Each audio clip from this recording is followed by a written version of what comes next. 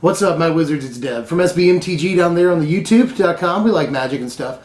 We got more Eldritch Moon spoilers for you today. We got 8 more of them to be exact. And this was one of the more contentious days of spoilers. You know, there's a lot of cards today that people either love or hate. Like, look, hate is the optimal word for some of these, for some people. So let's check out what we got. And sorry my voice is a little bit lower this video. I just got back from my gig as a trivia host every Wednesday. It's pretty late, and I just used my voice for 3 hours on trivia. So, but I gotta get these spoilers out, and I'm pretty excited about them. So let's take a look. Well, the first thing we saw today was Chaos Revelry. This thing right here. It's 6 generic and 2 red for a 3/4 horror with prowess, and it costs 1 less mana to cast for each instant or sorcery card in your graveyard.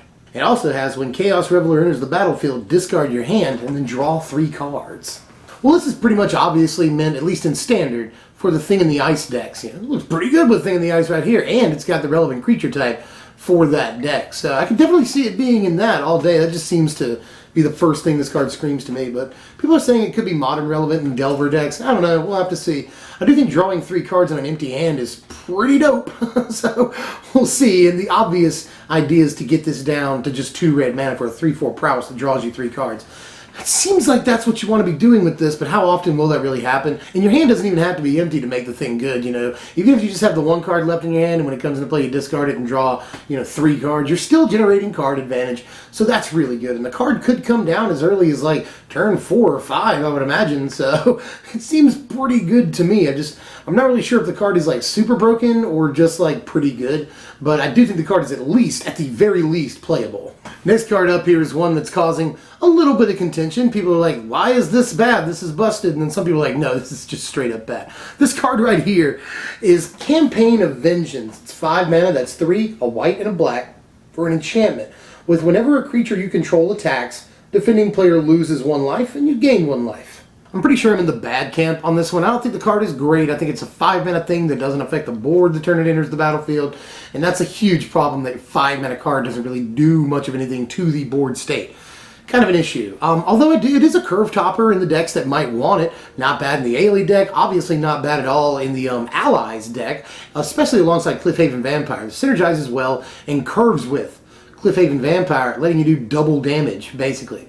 So that seems pretty good too. So I definitely think the card could see some budget play. I like it in EDH, in tokens builds, and I even like it sort of on the budget end of standard and even modern. Right now, modern has a fairly budget black-white tokens build that you can spend a lot of money on, but you can also build it for budget. You know, there's Lingering Souls and Intangible Virtue and stuff. And this seems like it could be like a one-of in there, you know, or at least maybe in the board, but I doubt it.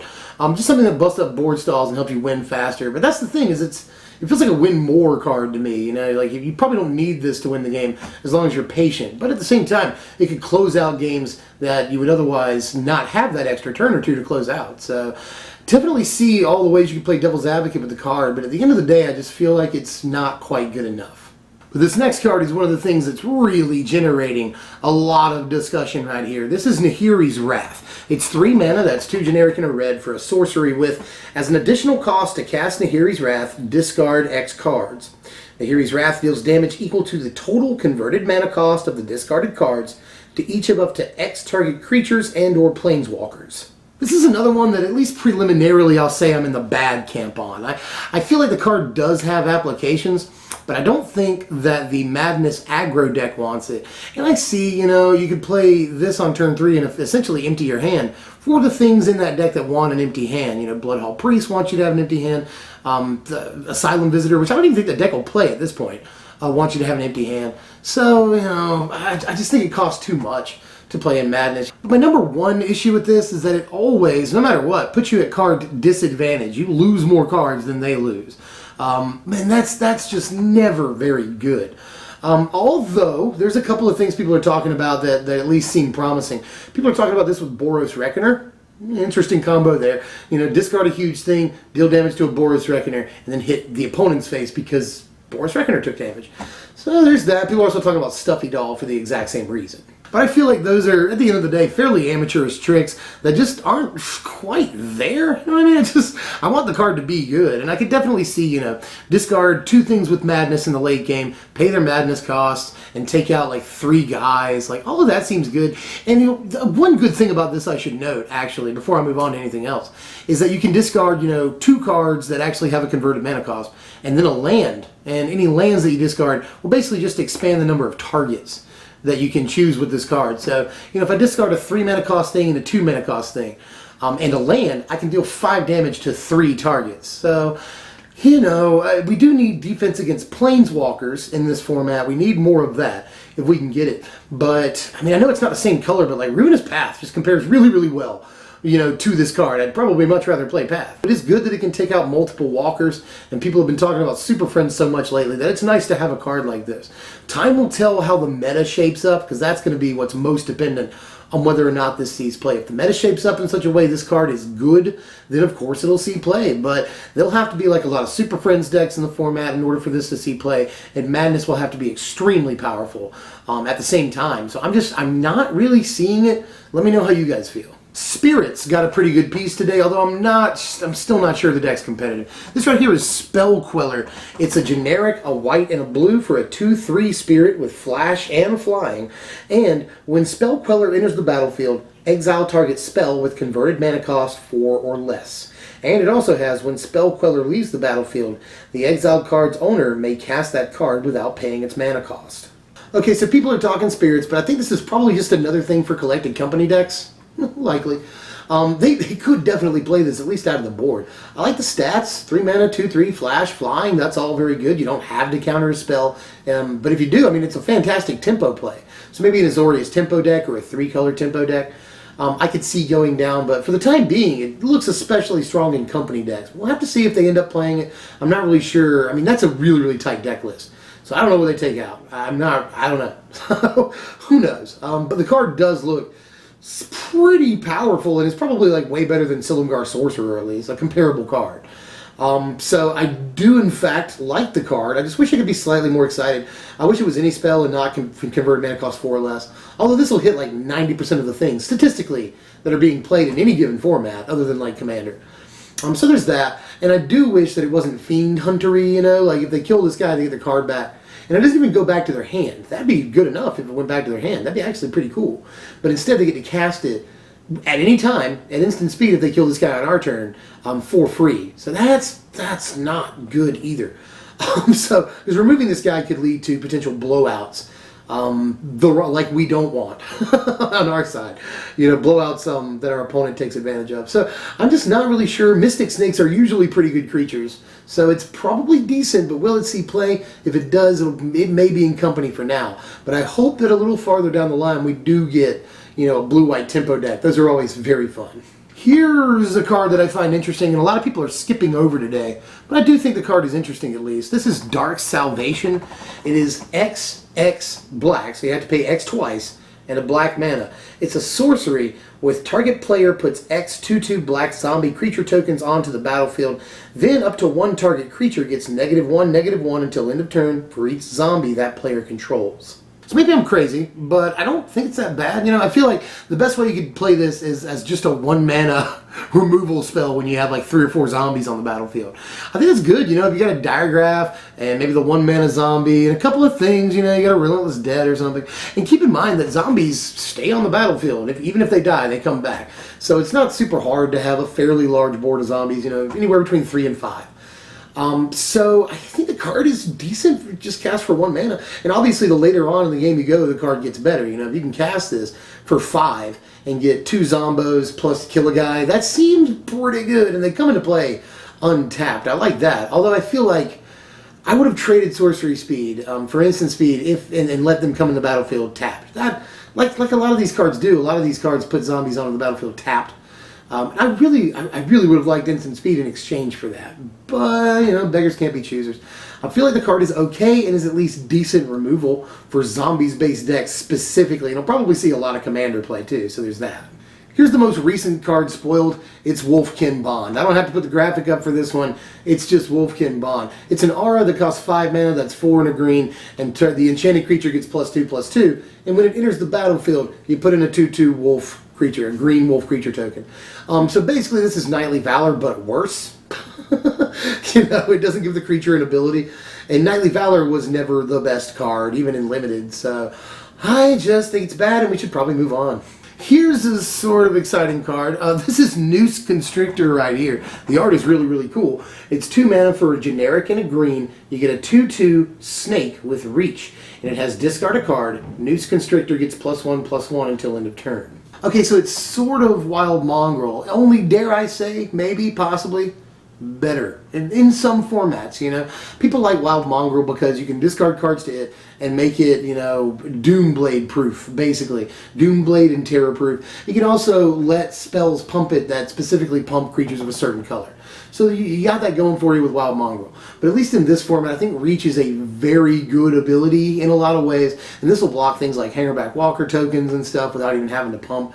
And it gives you a way to just discard your whole hand for free and get Delirium on turn 2. That's one thing to think about.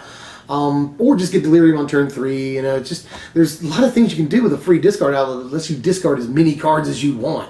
So whether you're trying to get Delirium or make Madness happen, you know, free unlimited discard seems pretty good. And we don't have any creatures like Basking Rootwalla in Standard, or at least we haven't seen any.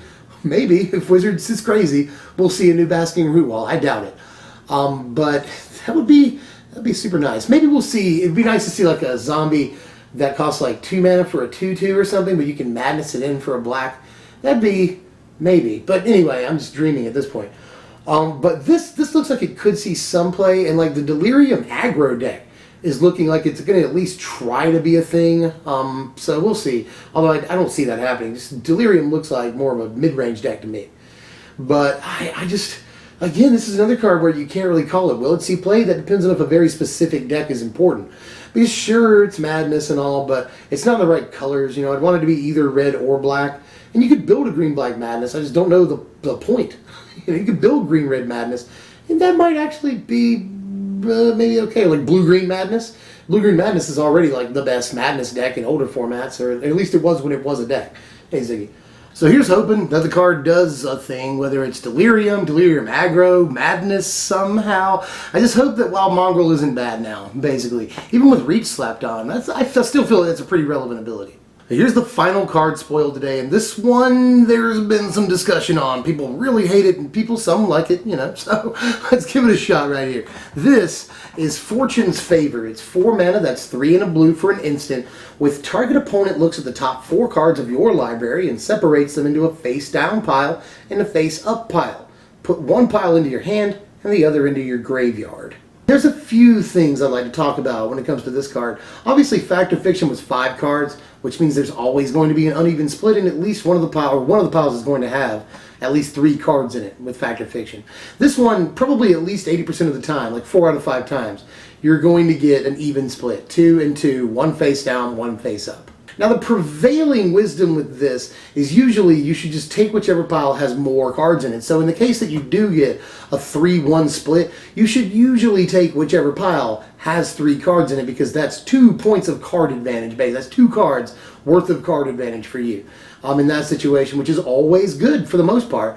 But obviously this falls prey to the boat analogy. You get into a sort of Princess Bride type situation. The only other real, I guess, piece of advice I'd offer with the card is that, let's say, you know, your opponent gives you a face-down pile, face-up pile, both have 2 cards in them. One pile has a card that you want. You know you want the card.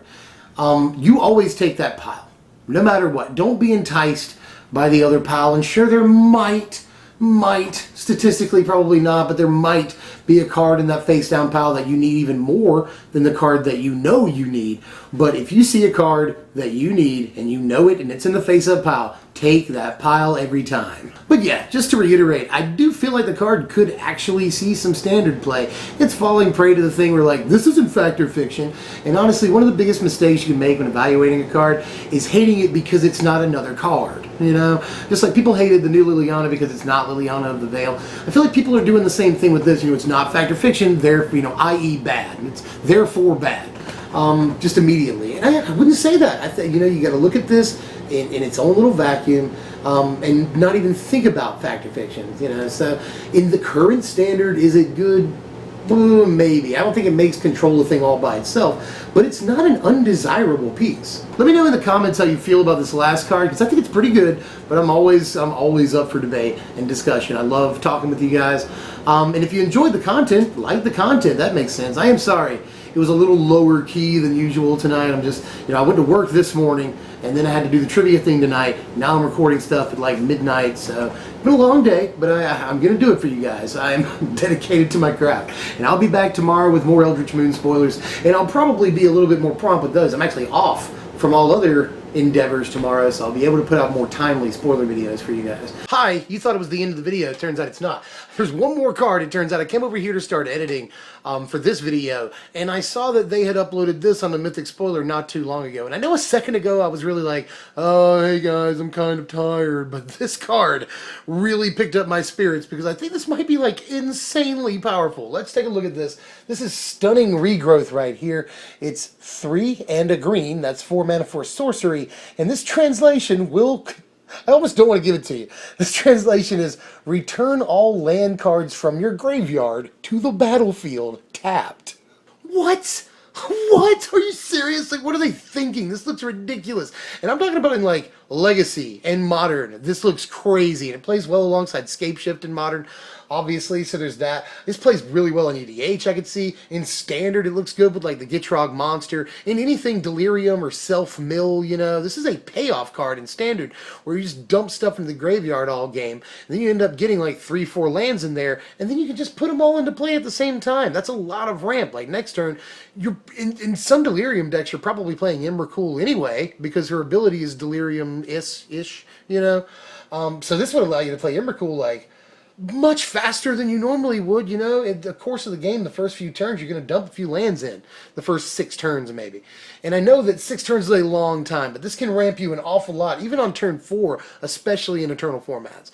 And, you know, just think of, like, Gather the Pack, Grapple with the Past, you know, Evolving Wild.